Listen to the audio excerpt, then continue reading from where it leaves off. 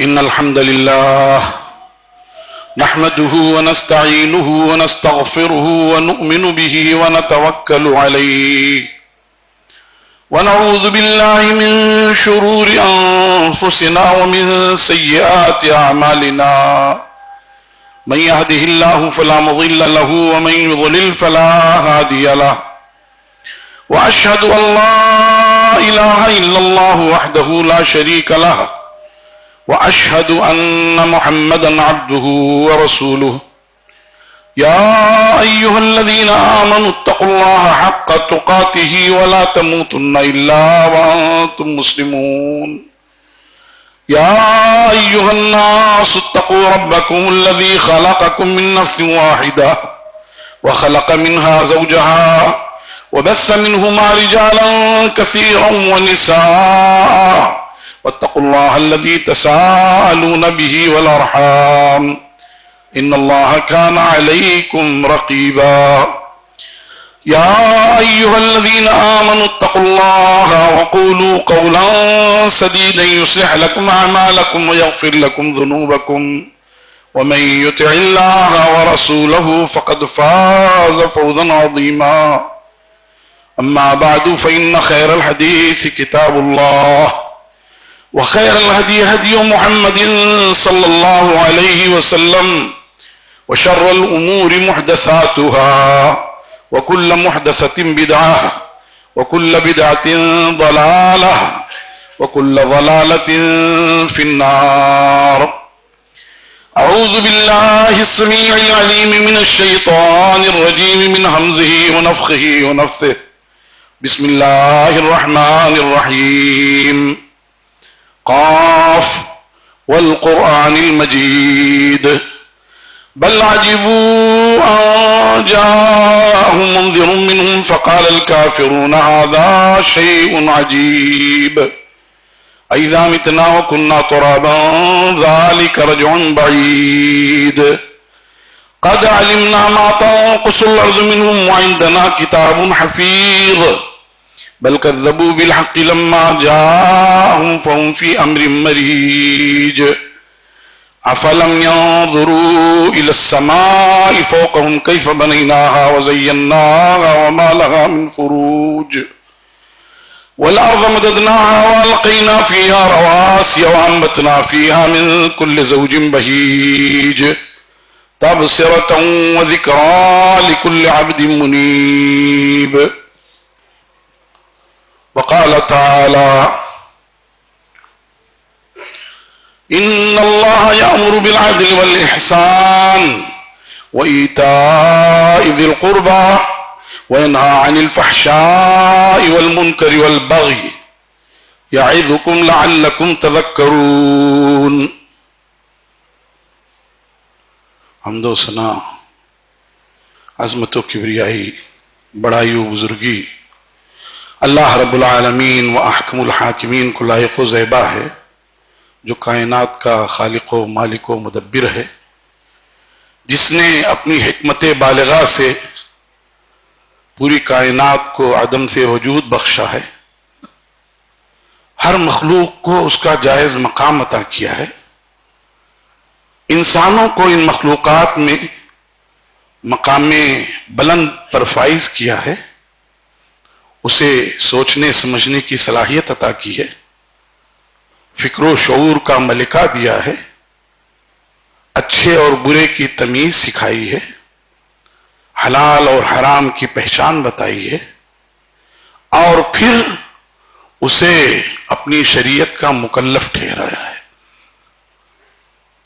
بے شمار صلاۃ و سلام نازل ہوں تمام انبیاء کرام، بالخصوص نبی آخر الزمان جناب محمد الرسول اللہ صلی اللہ علیہ وآلہ وسلم پر، جنہوں نے بھٹکتی سسکتی بلکتی انسانیت کو اللہ کی مرضی بتائی،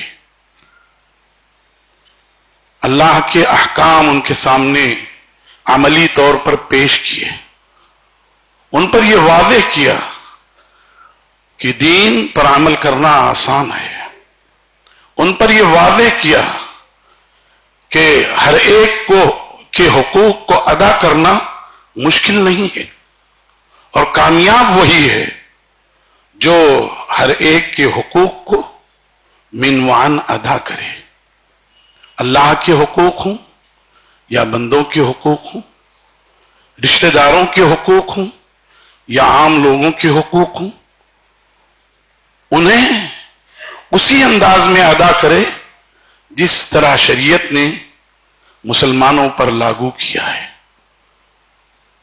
اور یہ بہت بڑی کامیابی ہے۔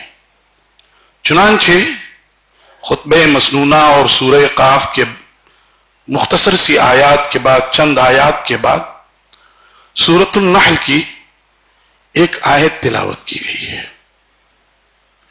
وہ آیت اتنی جامع ہے کہ بعض مفسرین لکھتے ہیں کہ اگر قرآن پاک میں صرف یہی ایک آیت ہوتی، جبکہ آپ جانتے ہیں کہ قرآن پاک 6000 سے زیادہ آیات کا مجموعہ ہے، کسی نے کہا 6250، کسی نے 6400، مشہور قول یہ ہے کہ 6666 آیتیں۔ اگر ان 6000 آیات کے مقابلے میں صرف یہی ایک آیت ہوتی تو انسان کی رشد و ہدایت کے لیے، اس کی کامیابی کے لیے کافی تھی، اس لیے کہ اس آیت میں 3 بنیادی باتوں کا حکم دیا گیا ہے اور 3 معیوب چیزوں سے روکا گیا ہے، اور انسان اگر ان تعلیمات پر عمل کر لے تو انسانی معاشرہ ہر حیثیت سے ممتاز ہو جائے، عبادات کے اعتبار سے، معاملات کے اعتبار سے، اخلاقیات کے اعتبار سے، معیشت کے اعتبار سے، معاشرت کے اعتبار سے، ہر اعتبار سے وہ معاشرہ ممتاز ہو جائے۔ اس لیے کہ اس آیت میں جو تعلیم دی گئی ہے وہ تمام اسلامی تعلیمات کا خلاصہ اور اس کا نچوڑ ہے، اور اسی لیے خلیفہ راشد سیدنا عمر بن عبدالعزیز رحمۃ اللہ علیہ نے اس آیت کو خطبے میں شامل کر دیا، اور آپ تمام جمعہ کے خطبات میں اس آیت کو سنتے ہیں۔ اللہ تبارک و تعالی نے اس آیت میں جو حکم دیا ہے، ہم اس پر غور کریں اور اپنا جائزہ لیں تو واقعتاً پتہ یہ چلے گا کہ ہم سے جو عظیم مطالبہ ہے، ہم اتنا ہی اس سلسلے میں سست اور کاہل واقع ہوئے ہیں۔ چنانچہ اللہ تعالی نے فرمایا، ان اللہ یأمر بالعدل والاحسان وایتاء ذی القربى، یقیناً اللہ تعالی عدل کا، احسان کا، قرابت داروں کی امداد کرنے کا حکم دیتا ہے، وینہی عن الفحشاء والمنکر والبغی، اور بے حیائی سے، منکرات سے، سرکشی سے روکتا ہے۔ اللہ تعالی نے عدل کا حکم دیا ہے۔ عدل کیا ہے؟ عدل یہ ہے، 2 معنی اس کے کیے گئے۔ عدل کا ایک معنی تو یہ ہے کہ تناسب اور توازن۔ اللہ نے جو مخلوقات پیدا کی ہیں ان میں توازن اور تناسب ہے۔ خود انسانوں کو پیدا کیا ہے، اللہ نے فرمایا الذی خلقک فسواک فعدلک فی ای صورت ما شاء رکبک۔ اللہ وہ ذات ہے جس نے تمہیں پیدا کیا ہے، تمہیں سنوارا، تمہارا نقشہ درست کیا، تمہارے اعضاء اور جوارح متناسب اور متوازن بنائے، جس عضو کو جہاں ہونا چاہیے وہ بنا دیے۔ آنکھیں اگر چہرے میں اور سر میں ہونے کے بجائے پنڈلیوں میں ہوتی تو کیا ہوتا؟ بھیجا اگر دماغ میں اوپر ہونے کے بجائے تلوے میں رکھ دیا جاتا تو کیا ہوتا؟ لازمی بات ہے، پورا نظام ڈسٹرب ہو جاتا۔ اسی لیے اللہ کے رسول صلی اللہ علیہ وسلم فرماتے ہیں وَبِالْعَدْلِ قَامَتِ السَّمَاوَاتُ وَالْأَرْضُ، عدل ہی کی بنیاد پر زمین و آسمان قائم ہیں. یہ ستارے، سیارے، شمس و قمر، نجوم و کہکشاں ایک تناسب کے اعتبار سے، توازن کے اعتبار سے جاری و ساری ہیں. وَكُلٌّ فِي فَلَكٍ يَسْبَحُونَ. اگر ان کا نظام تھوڑا سا مختل ہو جائے، تھوڑا سا بگڑ جائے، تو دنیا فنا کے گھاٹ اتر جائے. اللہ تعالیٰ نے قیامت کے جو احوال بیان کیے ہیں وہاں یہی ہے. سارا نظام مختل ہو جائے گا، بگڑ جائے گا، ستارے بے نور ہو جائیں گے، جھڑ جائیں گے، ٹکراؤ ہو جائے گا. اذا دکت الارض دکن دکا، جھٹکا دے دیا جائے گا، ٹکرا جائیں گے سب، سارا نظام بگڑ جائے گا. اسی عدل سے تو ایک معنی تو یہ ہوا تناسب، توازن، اور ایک معنی یہ ہے آتو کل ذی حق حقہ، ہر حق والے کو اس کا حق دے دیا جائے، بے لاگ لپیٹ، بے چوں چڑا، بغیر کسی شش و پنج اور کشمکش کے. جس کا جو حق ہے اس کو دے دیا جائے. اللہ کا جو حق ہے وہ اللہ کو دے دیا جائے، بندوں کے جو حقوق ہیں وہ بندوں کو دے دیے جائیں. اس تناظر میں آپ دیکھیے کہ سب سے بڑا حق کیا ہے اللہ تعالیٰ کا؟ اس کی توحید ہے. آج کائنات میں سب سے مظلوم ترین شے، مظلوم ہی نہیں، نہ مظلوم تر، مظلوم ترین شے اگر کوئی ہے تو وہ توحید ہے. جو شرک میں مبتلا ہیں وہ شرک میں مبتلا ہیں، باکثرہم مشرکون. لیکن جو توحید کا دعویٰ کرتے ہیں، مسلمانوں کی بھی ایک بڑی تعداد شرک میں مبتلا ہے، اور پھر مسلمانوں کی چھوٹی سی تعداد جو اپنے آپ کو کتاب و سنت کا حامل کہتی ہے، ان کے یہاں بھی توحید میں فرق ہے. سامنے ہم کہتے ہیں موحد ہیں، اور ہمارے گھر کی عورتیں تعویذ گنڈا مزاروں باباؤں سے نہ جانے کیا کیا کراتی رہتی ہیں. ہم سامنے موحد ہیں، بڑے علامہ ہیں، موحد ہیں، اور ہمارے گھروں کی عورتیں توحید کے سلسلے میں جرم کا ارتکاب کرتی ہیں، اور پھر اس کے باوجود ہم یہ سمجھتے ہیں کہ ہم سب سے بڑے موحد ہیں.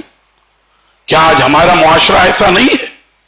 ہمیں ایسی بھی خبریں ملتی ہیں کہ موحد گھرانوں کی عورتیں سادھوؤں اور پنڈتوں کے یہاں اپنے حقوق کی، اپنے مقاصد کی براری کے لیے در در گھومتی پھرتی رہتی ہیں. کیا یہ عدل کے خلاف نہیں ہے؟ ہم جائزہ لیں کہ کیا ہم اللہ تعالی کے حقوق کما حقہ ادا کر رہے ہیں. اور اس کا سب سے بڑا حق آپ اندازہ کیجئے کہ کتنا بڑا حق ہے کہ معاذ بن جبل رضی اللہ تعالی عنہ رسول اللہ صلی اللہ علیہ وسلم کے پیچھے بیٹھے ہوئے، اور رسول اللہ صلی اللہ علیہ وسلم سواری پہ بیٹھے ہوئے، کتنا فاصلہ ہے، کچھ بھی نہیں. آپ انہیں پکار رہے ہیں، اور 3 مرتبہ ان کو پکارا.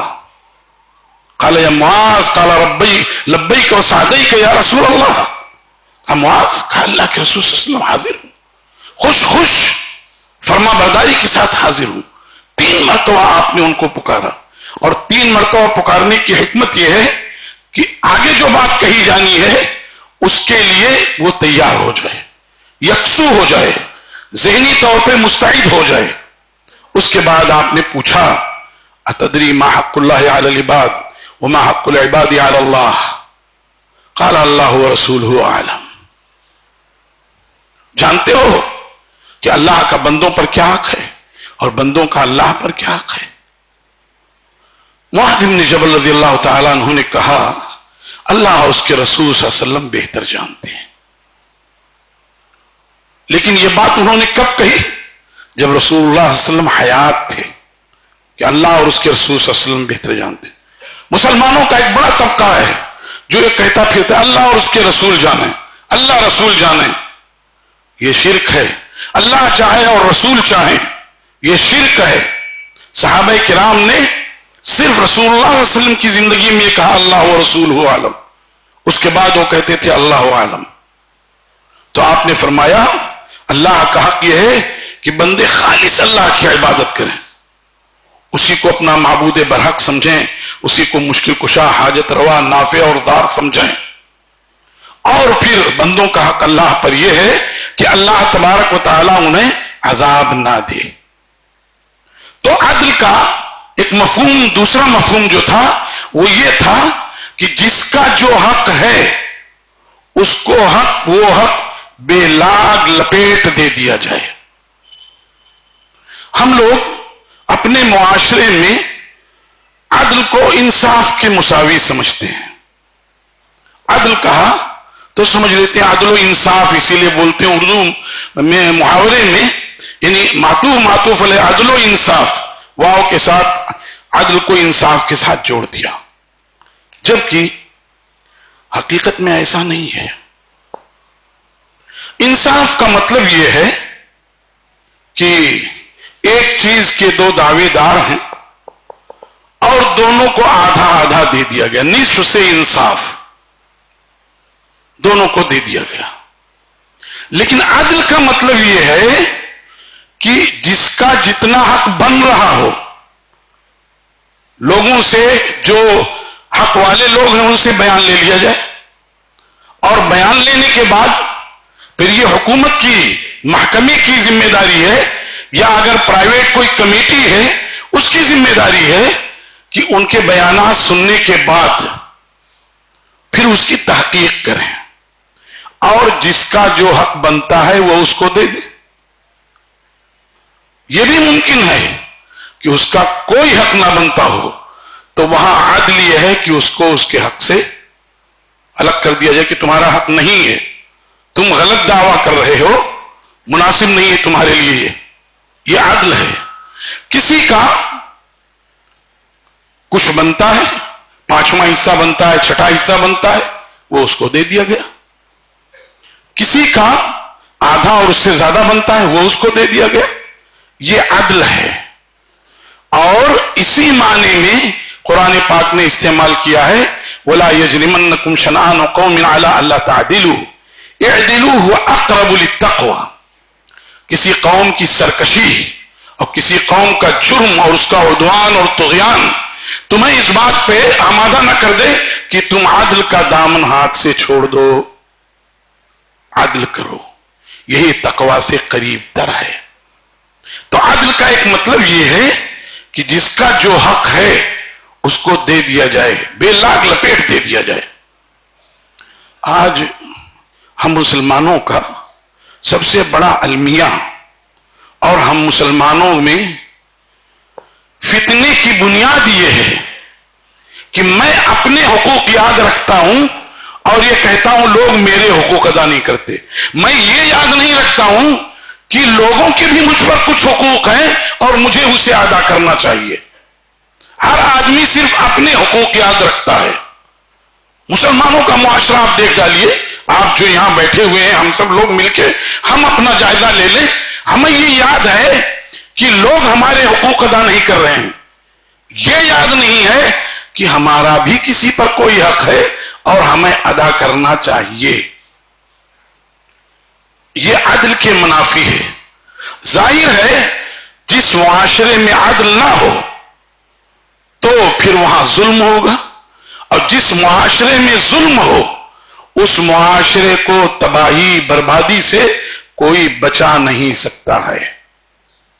اس تناظر میں ہم دیکھیں کہ اللہ تعالیٰ کی یہ تعلیم کتنی جامع ہے۔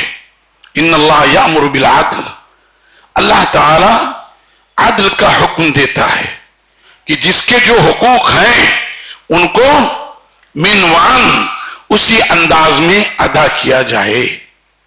اگر ہمارا معاشرہ اس بات پر قانع ہو جائے کہ ہم پر جو حقوق ہیں وہ ہم ادا کر دیں، ہمارے جو حقوق دوسروں پر ہیں وہ اسے ادا کر دیں، اگر یہ رواج پا جائے تو معاشرے میں کوئی بدمزگی، انتشار، کڑواہٹ نہیں ہوگی۔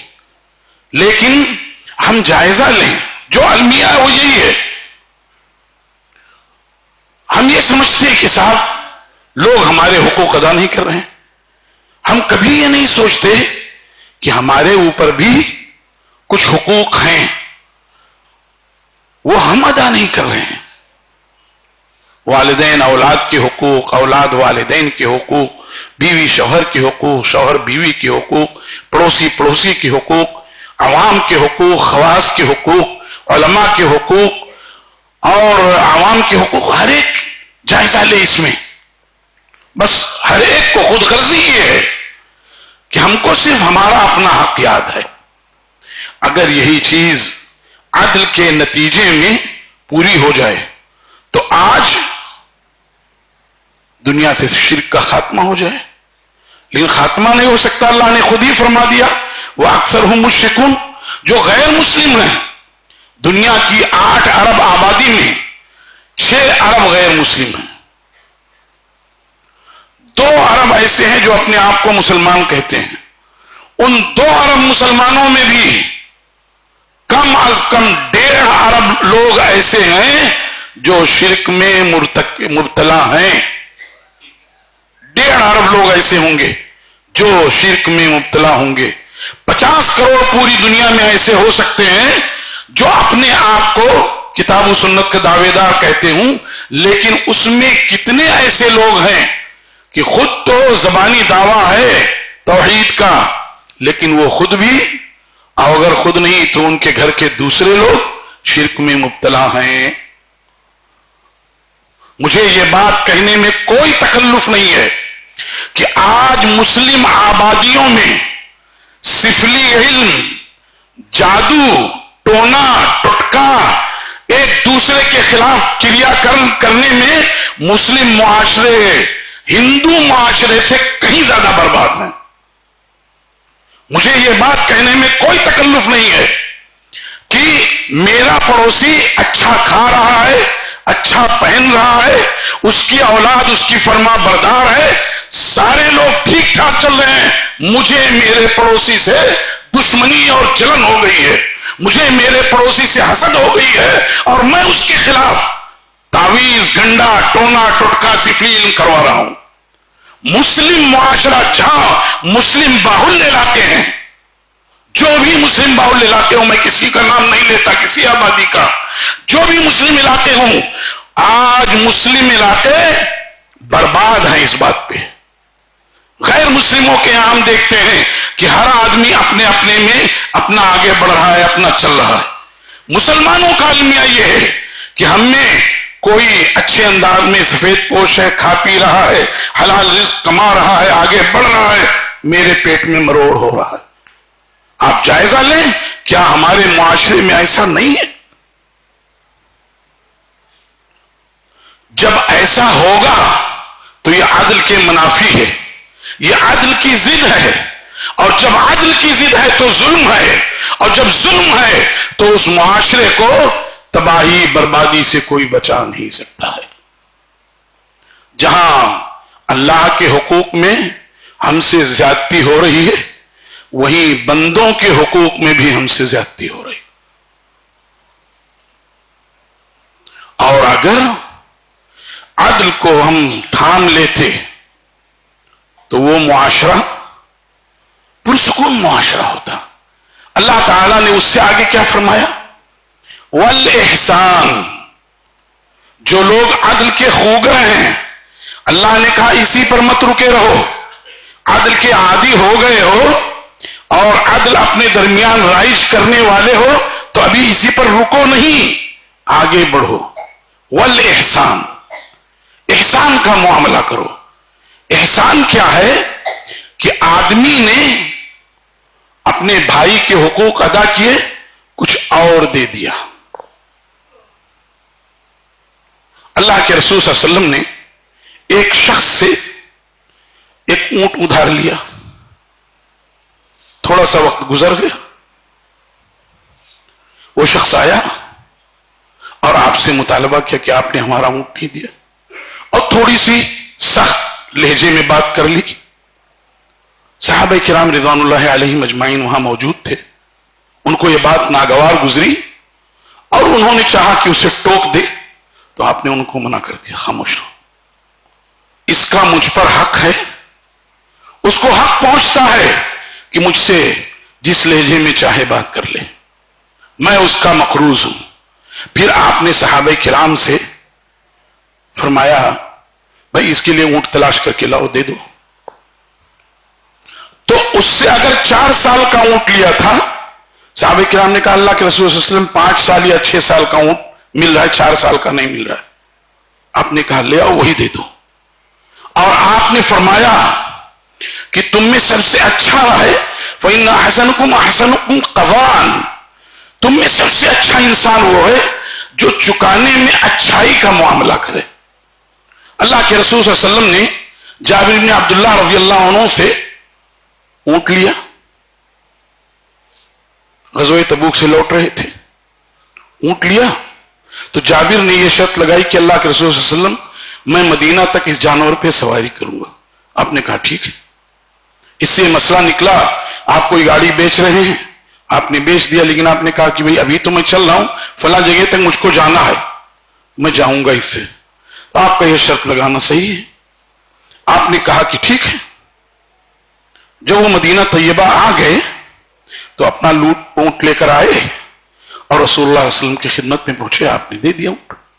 آپ نے بلال رضی اللہ عنہ سے کہا کہ ان کی قیمت دے دو، 1 اوقیہ یا 2 اوقیہ تھی، ان کی قیمت دے دو اور تھوڑا سا اور دے دو اضافے کے طور پر، یہ احسان ہے، تھوڑا سا دے دو اور۔ دے دیا، لے کے چل دیے، کچھ دور چلے پھر بلوایا، کہا جابر یہ بتاؤ کیا میں نے تمہارا حق ادا کر دیا؟ کہا اللہ کے رسول صلی اللہ علیہ وسلم آپ ایسی بات پوچھ رہے ہیں، آپ نے تو ادا کر دیا ہے۔ تو کہا کہ جابر یہ اونٹ بھی تمہارا ہے، ایسی مثال انسانی تاریخ میں مل نہیں سکتی، اور ایسے نبی کی امتی اپنے بھائیوں کا مال غصب کر لیں، لوٹ لیں، ادھار مانگیں اور اس کے بعد جھگڑا کر لیں جب دینا ہو اور نہیں دوں گا۔ مجھے ایسے بھی لوگ معلوم ہیں جنہوں نے کاروبار کے لیے پیسہ لیا، لاکھ روپے لے لیے، اور جب ادا کرنا ہوا تو جھگڑا کر لیا اور کہا میرا کیا کر لوگے، نہیں دوں گا۔ ارے بھائی یہ آدمی کمزور ہے، یہ کچھ نہیں کر پائے گا، لیکن ہوئے وہ اللہ۔ وَأَنَّهُ أَهْلَكَ عَادًا الْأُولَىٰ وَثَمُودَ فَمَا أَبْقَىٰ وَقَوْمَ نُوحٍ مِّن قَبْلُ إِنَّهُمْ كَانُوا هُمْ أَظْلَمَ وَأَطْغَىٰ وَالْمُؤْتَفِكَةَ أَهْوَىٰ۔ اللہ وہ ہے جس نے جو ہے عاد اولا کو ہلاک کر دیا، اور سمود باقی نہیں رہے، اور قوم نوح باقی نہیں رہی، وہ سرکش اور ظالم لوگ تھے اور الٹی بستیوں والے تباہ و برباد کر دیے گئے۔ آج تم نے اگر اپنی گردن گھما لی اور موڑ لیا، میرا کیا کر لو گے؟ اللہ کی ذات تو وہ ہے کہ پل بھر میں اسی وقت وہ تم سے اپنی صلاحیت اور اپنی روح اور اپنی جان چھین لے اور تم لاش میں تبدیل ہو جاؤ، یہ اس کا فضل ہے۔ اس کے بعد اس نے تمہیں چھوڑ رکھا ہے تاکہ تم اپنی اصلاح کر لو، اپنے حالات سنوار لو۔ وہ چاہے تو پل بھر میں کام تمام کر دے۔ کتنے ساتھی ایسے ابھی بیٹھے، آپ سے بات ہو رہی تھی اور ہوٹل میں بیٹھ کے چائے پی رہے تھے، ابھی آپ گھر نہیں پہنچے اور خبر آ رہی صاحب اڑ گئے۔ یہ اللہ کا فضل ہے کہ ہمارے سیاہ کرتوتوں اور ہماری غلط کاریوں کے باوجود اس نے ہمیں مہلت دے رکھی ہے۔ مہلت اس لیے دے رکھی ہے تاکہ ہم اصلاح حال کر لیں، اپنے آپ کو سنبھال لیں، سنوار لیں۔ جابر بن عبداللہ رضی اللہ عنہ کہتے ہیں کہ وہ جو رسول اللہ صلی اللہ علیہ وسلم نے مجھے جو زیادہ دیا تھا، میں اس کو ہمیشہ اپنے پاس رکھے رہتا تھا، یہاں تک کہ ایک ناخوشگوار واقعے میں وہ مجھ سے چھین گیا۔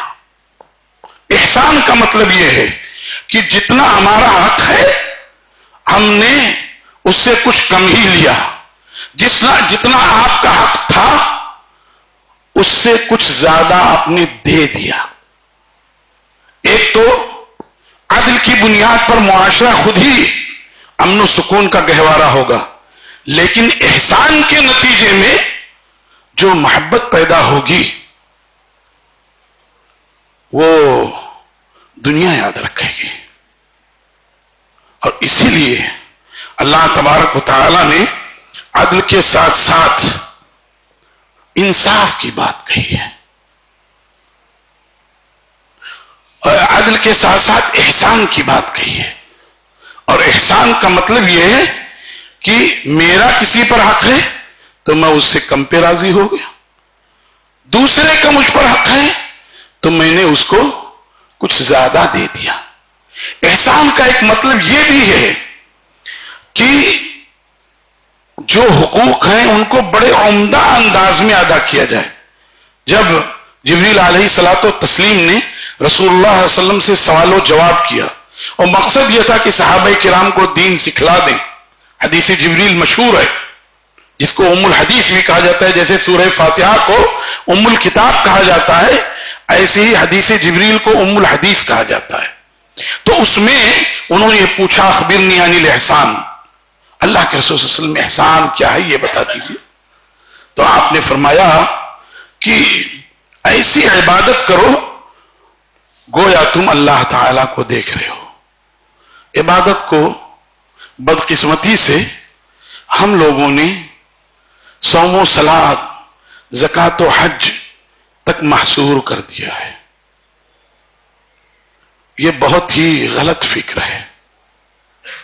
آپ کسی کو ایک گلاس پانی پلا رہے ہیں اللہ کی رضا کے لیے، یہ عبادت ہے. کسی کو ایک کلمہ خیر بتا دے رہے ہیں اللہ کی رضا کے لیے اور کوئی غرض نہیں، صرف اللہ کی رضا کے لیے، یہ عبادت ہے. ایک شخص یہاں سامنے سے گزر رہا تھا، اس کو بھارت گیر جانا تھا، شلپھاٹا جانا تھا. اس نے راستہ پوچھا. آپ نے یہ سوچ کر کہ گمگشتہ راہ کو میں صحیح راستہ بتا دے رہا ہوں اور اس سے اللہ کی رضا مقصود ہے، دال الخیر کفاعلہ، بھلائی کی طرف بتانے والا گویا اس کا کرنے والا ہے. آپ نے اس کو بتا دیا تو وہ جو ہے بڑے اجر و ثواب کی بات ہو گئی. آپ نے صرف راستہ بتا دیا. اور یہ سب عبادت ہے. وہ تمام امور جو اللہ کی رضا کے لیے کیے جائیں، اس کی خوشنودی کے لیے کیے جائیں، وہ عبادت ہے. اس تناظر میں اس کو سمجھیے کہ اللہ کے رسول صلی اللہ علیہ وسلم نے فرمایا کہ اللہ کی ایسی عبادت کرو گویا تم اسے دیکھ رہے ہو، یعنی عمدہ انداز میں. اور اگر تم نہیں دیکھ رہے ہو تو اللہ تبارک و تعالی تمہیں دیکھ رہا ہے. اسی تناظر میں، عمدہ کے ہی تناظر میں آپ نے فرمایا کہ جب جانور کو ذبح کرو تو اس کی چھری تیز کر لو. وَإِذَا ذَبَحْتُمْ فَأَحْسِنُوا الذِّبْحَ، جب تم ذبح کرو تو اچھے انداز میں، تاکہ جانور کو تکلیف نہ ہو، پل بھر میں اس کی جان نکل جائے. اب بتائیے جس معاشرے میں عدل کے ساتھ احسان ہو، کیا وہاں سفلی علم کی کوئی گنجائش ہے؟ جادو، ٹونا، ٹٹکا، ہاں صاحب آدمی پہنچتا اور کہتا ہے کہ مولانا میں نے اپنا فلیٹ کھولا اور دروازے پر بالوں کا ایک گچھا لٹکا ہوا تھا. یہ کیا ہے؟ کیا ہم اس نبی کے امتی نہیں ہیں جس نے کائنات کو ظلم و جور سے بچایا تھا، جس نے کائنات کو کے لوگوں کو اللہ کی مرضی بتائی تھی، اللہ کے حکم پر عمل کرنا سکھایا تھا، جس نے ٹوٹے دلوں کو جوڑ دیا تھا. اوس و خزرج جیسے لوگ جو سالہ سال جنگیں کرتے رہے تھے ان کے دلوں کو جوڑ دیا تھا. آج اس نبی کے امتی ایسی ذلیل گھٹیا حرکتیں کریں اور پھر بھی اعلیٰ درجے کے مسلمان ہیں. لمبا کرتا، اونچا پاجامہ پہن لیا اور صاحب اتنی بڑی تسبیح لے لی، دوسروں سے بات بھی کر رہے ہیں اور انگلی چل رہی ہے. کیسے ان کی تسبیح پوری ہو جاتی ہے وہی سمجھے. کیا یہ احسان کے منافی نہیں ہے؟ ہم سوچیں، ہمارے بزرگ، ہمارے جوان، ہمارے بچے، ہماری عورتیں یہ سوچیں. اور بدقسمتی سے یہ سب چیزیں عورتوں کے ہاں زیادہ ہو گئی ہیں. بسا اوقات ایسا ہوتا ہے کہ مرد واقعتاً ایک حد تک توحید کے تقاضے کچھ نہ کچھ پوری کر رہا ہے، لیکن اس کی لا علمی میں اس کے گھر کی عورتیں یہ گھٹیا کام کر رہی ہوتی ہیں. ایسے بہت سے گھرانے ملیں گے مردوں کو نہیں خبر ہے اور عورتیں اس طرح کے گورکھ دھندے کر رہی ہیں. آدمی کو، داماد کو، فلاں کو اپنے قبضے میں کرنے کے لیے اور دو لوگوں کے درمیان دشمنی پیدا کرانے اور کیا کیا. اللہ عالم بالصواب. اللہ ان فتنوں سے امت مسلمہ کو محفوظ رکھے. اور اس کے بعد کیا کہا؟ وَإِيتَاءِ ذِي الْقُرْبَى. یہ اس سے محبت بڑھتی. آپ ترتیب دیکھیے، جب آپ کسی کے حقوق ادا کریں گے تو آپ کے دل میں یا سامنے والے کے دل میں کوئی غصہ نہیں ہوگا. اگر تھوڑی موڑی خلش ہے تو احسان نے اسے پورا کر دیا. اس کے بعد کہا وَإِيتَاءِ ذِي الْقُرْبَى، اور قرابت داروں کو دو. کسی خاندان میں کچھ بڑے لوگ ہیں، الحمدللہ اللہ نے اپنے فضل و کرم سے ان کو نوازا ہے، ان کو مالداری دی ہے تو یہ اس کا فضل ہے. کسی کے ہاں اگر کمی ہے تو یہ اس کا عدل ہے. وہ جانتا ہے کہ ہمیں اگر کم مل رہا ہے تو کیوں، یہ اس کا عدل ہے. ہمارے بھائی کو اس نے دے دیا، یہ اس کا فضل ہے، یہ اس کی شان ہے. جس کے رزق میں چاہے کشادگی کر دے اور جس کے رزق میں چاہے تنگی کر دے. لیکن یہ کہا گیا کہ خاندان میں اگر ایسے لوگ ہیں تو ان کی ذمہ داری ہے کہ وہ اپنے قرابت داروں، خاندان کے کمزوروں کی وہ مدد کریں. خوش نصیب ہیں وہ لوگ جو اپنے قرابت داروں کی، اپنے رشتہ داروں کی جو ہے اعانت کرتے ہیں اور ان کی مدد کرتے ہیں، ان کے دیکھ ریکھ میں رہتے ہیں. اللہ کے رسول صلی اللہ علیہ وسلم نے زکوٰۃ کے فریضے میں فرمایا فَتُؤْخَذُ مِنْ أَغْنِيَائِهِمْ فَتُرَدُّ فِي فُقَرَائِهِمْ. ان کے مالداروں سے لیا جائے اور انہی کے فقراء میں تقسیم کر دیا جائے. یہ بھی ہو سکتا ہے بھائی، اس آبادی کے مالداروں سے لیا گیا اور اس آبادی کے فقراء اور مساکین میں تقسیم کر دیا گیا.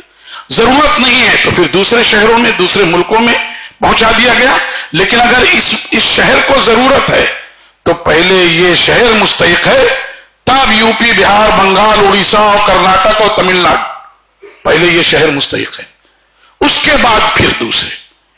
اور کچھ کہتے ہیں کہ نہیں، فی فقرائہم میں ہم کی جو ضمیر ہے وہ عام مسلمان مراد ہے. بہرحال تو کہا گیا کہ قرابت داروں کو دینا.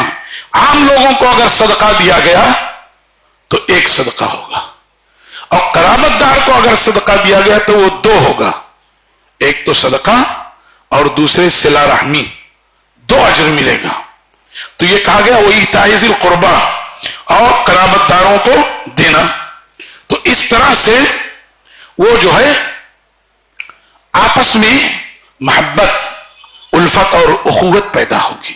آپ ترتیب دیکھیے، پہلے عدل کہ حقوق ادا کرو، پھر احسان کہ اپنے حقوق سے بڑھ کر دے دو اور اپنے حقوق سے کم پر راضی ہو جاؤ. پھر یہ کہا کہ جو ہمارے درمیان ہمارے بھائی بند ہیں، ہمارے رشتہ دار ہیں، ہمارے متعلقین ہیں، ان کی امداد کرو. اور یہ تینوں چیزیں ایسی ہیں کہ اگر کسی معاشرے میں لاگو ہو جائیں، وہ معاشرہ جنت نشان ہو جائے. اس معاشرے میں کسی کی تئیں بغض، حسد، کینہ، کپٹ نہ رہے. جہاں ان تین چیزوں کا حکم دیا گیا وہیں ان کے منافی تین چیزوں سے روکا گیا. وَيَنْهَا عَنِ الْفَحْشَاءِ، اور اللہ تعالی فحشا سے روکتا ہے. فحشا کیا ہے؟ فحش کہتے ہیں حد سے گزر جانا. لفظ ہے ربا فاحش، وہ سود جس کی کوئی حد ہی نہ ہو، مہاجن بڑھاتا چلا جائے، اسی سے فحشا ہے. اور اس میں چونکہ انسان اپنی شرافت کا جامہ اتار دیتا ہے، انسان جانور ہو جاتا ہے، شکل انسان کی ہے، فطرت اور طبیعت جانور کی ہو جاتی ہے، حد سے تجاوز کر جاتا ہے، بے حیائی میں، بے غیرتی میں، دیوسی میں، تو وہ جو ہے وہ حد سے زیادہ گزر گیا. ظاہر ہے کہ پھر وہ کہیں کا نہیں رہا. اسی لیے فرمایا کہ اللہ تعالیٰ نے فحش سے روکا ہے. جیسے میں نے ذکر کیا تھا کہ ہمارا معاشرہ کس کس طرح سے توحید کے سلسلے میں مجرم ہے، ایسی ہی بے حیائی کے سلسلے میں مسلمانوں کا معاشرہ، مسلم اکثریتی بستیاں کس طرح سے مبتلا ہیں مرد و زن کے اختلاط میں، تباہی و بربادی میں۔ آج پتہ یہ چلتا ہے کہ مسلم بچیاں غیر مسلموں کے ساتھ، وقت ہو گیا مجھے صحیح اندازہ نہیں ہو سکا، میں سمجھا ابھی 20 ہو رہا ہے، دیکھتا رہا بار بار، بہرحال میں وقت پر ہی کوشش کروں گا 1-2 منٹ میں، کہ مسلم بچیاں غیر مسلموں کے ساتھ رنگ رلیاں منا رہی ہیں۔ شام کے وقت باقاعدہ برقع پوش عورتوں کی لائن لگی رہتی ہے، ہم سے زیادہ آپ لوگ جانتے ہیں، ہر مسلم معاشرے میں۔ شریعت نے ایسے تمام مخرب اخلاق چیزوں سے روکا ہے، وَيَنْهَا عَنِ الْفَحْشَاءِ، اس میں ہم جنسی ہو، مرد و زن کا اختلاط ہو، بلو فلمیں ہوں، ایسی فحش ناولیں ہوں، ایسے محارم کا ارتکاب ہو، محرمات سے نکاح ہو، اور بدکاری اور زناکاری، اس ساری چیزیں آ گئیں اس میں۔ والمنکر، اور اللہ تعالیٰ نے تمام منکرات سے روکا ہے۔ اور منکر ایک تو وہ ہے شریعت نے جس کی نشاندہی کر دی ہے، اور ایک منکر وہ ہے کہ شریعت خاموش ہے لیکن ہمارے معاشرے میں وہ چیز بری جانی جاتی ہے۔ بہت ساری جگہوں پہ بڑے لوگوں کو بھی نام لے کے پکارتے ہیں، اس کو برا نہیں مانتے، لیکن ہمارے معاشرے میں اس کو بے ادبی سمجھا جاتا ہے۔ تو اسلام تو نازک آبگینے سے بھی زیادہ نازک ہے۔ اسلام نے اس کو بھی منع کیا ہے کہ اگر کسی معاشرے میں کوئی چیز پھیل رہی ہو جو ناپسندیدہ ہو، گرچہ شریعت خاموش ہے، اس کا کوئی حکم نہیں ہے، لیکن اسے بھی نہ کیا جائے تاکہ لوگوں کے دل نہ ٹوٹیں، لوگوں کے دل نہ ٹوٹیں۔ منکر میں وہ چیز اس کی تفصیل ہے، تو اس میں کیا ہے، اس سے بھی روکا۔ والبغی، اور سرکشی سے، اللہ کے حقوق میں سرکشی کرنے سے، بندوں کے حقوق میں سرکشی کرنے سے، معاشرے کے حقوق سے سرکشی کرنے میں، جماعت کے حقوق سے سرکشی کرنے میں، ان تمام چیزوں میں سرکشی کرنے سے اللہ تعالیٰ نے روکا ہے۔ یہ 3 باتوں کا جو حکم دیا اس کا مقصد، اور 3 چیزوں سے جو روکا ہے اس کا مقصد کیا ہے؟ یعظکم لعلکم تذکرون، اللہ تعالیٰ تمہیں نصیحت کرتا ہے تاکہ تم اس سے نصیحت حاصل کرو اور اس پر عمل کرو، اور اپنے معاشرے کو مثالی معاشرہ بناؤ، اللہ کے حقوق ادا کر کے اس کے مقرب بندوں میں شامل ہو جاؤ، بندوں کے حقوق ادا کر کے بندوں کے تئیں بھی اپنے آپ کو خیر خواہ اور محسن ثابت کرو، اور جن برائیوں سے روکا گیا ہے اس سے بچ کر کے اپنے معاشرے کو ظلم و طغیان سے، عصیان سے بچا لو۔ یہ آیت انتہائی جامع ہے، اس میں سے ہر موضوع ایسا ہے کہ مستقل ایک خطبہ ہو، عدل پر، احسان پر، ایتاء ذی القربہ پر، فحشاء پر، منکر پر، بغی پر، لیکن اب کوشش یہ کی گئی کہ مختصر طور پہ بات کہی جائے۔ اللہ تعالیٰ سے دعا کرتے ہیں کہ اللہ تعالیٰ کہنے والے کو اس پر مضبوطی سے عمل کی توفیق دے، اور سننے والوں کو بھی اس پر کما حقہ عمل کی توفیق عطا فرمائے۔ اس سلسلے میں ہم سے جو خامی اور کوتاہی ہوتی ہے، اللہ غفور الرحیم ہے، اللہ محض اپنے فضل و کرم سے ہمیں معاف کر دے۔ اللہ ستار العیوب ہے، ہمارے گناہوں کو چھپا لے۔ اللہ تعالیٰ غفار الذنوب ہے، اللہ ہماری غلطیوں اور گناہوں کو بخش دے۔ اللہ ہم سب کو اپنا بنا لے، رسول اللہ صلی اللہ علیہ وسلم کی سنتوں پر کما حقہ عمل کرنے والا بنا دے، ہم سب پر اپنے رضا کی چادر تان دے۔ سبحان ربک رب العزت عما یصفون وسلام علی المرسلین والحمد للہ رب العالمین، وصلی اللہ وسلم وبارک علی نبینا محمد وعلی آلہ وصحبہ اجمعین۔